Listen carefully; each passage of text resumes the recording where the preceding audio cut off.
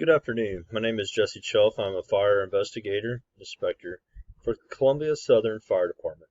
Today I will be discussing how to prepare for court as an expert witness.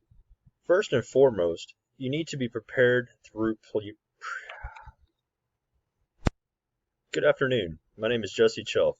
I'm a firefighter investigator inspector. Today I will be discussing how to prepare for court as an expert witness. First and foremost, you need to be prepared through pre-planning. This means you need to read through the case in its entirety, review all data and evidence, and check its validity. You should advise counsel that any information developed after the initial investigation report needs to be given in order to stay up to date and give an accurate, detailed opinion. There is nothing more unpleasant than to be blindsided with new data or evidence when you are on the stand presenting your expert testimony. You need to keep in mind that court is not personal, even though it may feel that way. Manufacturers will not want to hear that their product malfunctioned and caused a fire. Service providers do not want to hear that their employee was negligent and caused a fire.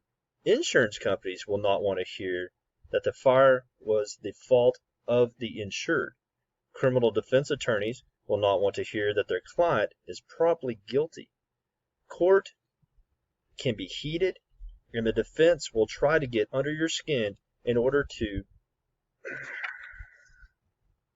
Good afternoon. My name is Jesse Chelf, and I am a fire investigator inspector for Columbia Southern Fire Department.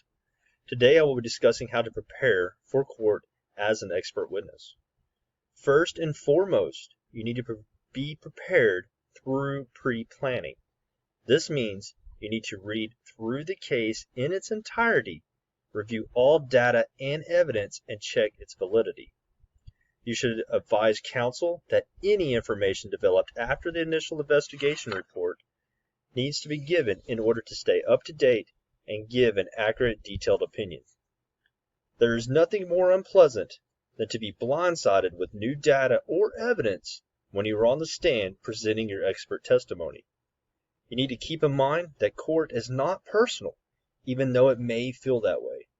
Manufacturers will not want to hear that their product malfunctioned and caused a fire. Service providers do not want to hear that their employee was negligent and caused a fire, and insurance companies will not want to hear that the fire was fault of the insured. Criminal defense attorneys will not want to hear that their client is probably guilty. Court can get heated, and the defense will try to get under your skin in order to get you off your game. You need to remain professional at all times. It is not your job to argue or to let your emotions control you in court. As an investigator who is called to be an expert, your job is first to help the client understand the facts within the evidence. It is also your job to help counsel understand the position and the adverse party to explain clearly why the expert from the other side has missed the mark in his or her determination, if it is so.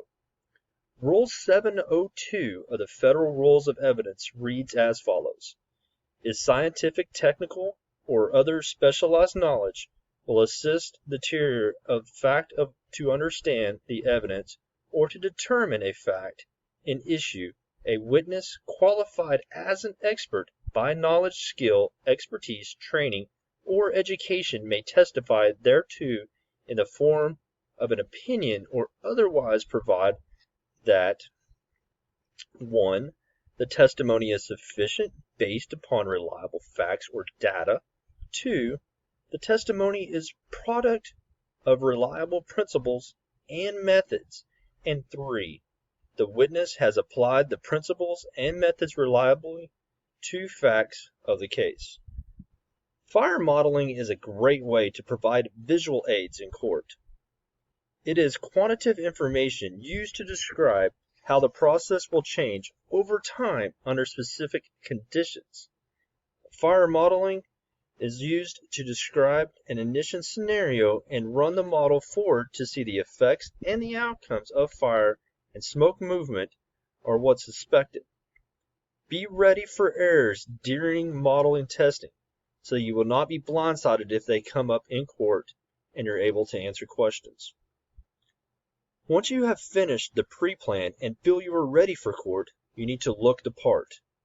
This means you need to be well groomed, clean shaven, and wear a suit or a Class A uniform. Looking professional as you walk in sets the precedence for how you will be perceived in court and to the jury. Take your time answering questions and use only facts. Do not make up any data, and be honest. I would suggest working with counsel over some pre-questions to get the feel of how it will be in court. Keep a cool head at all times and be professional. If you are right, you are right, and having the science and data to back your statements will help the court see the validity of your statements. Use well-known terms, giving your answers and opinions. If you have to use terms that the court may not understand, be sure to explain what the terms means. Thank you.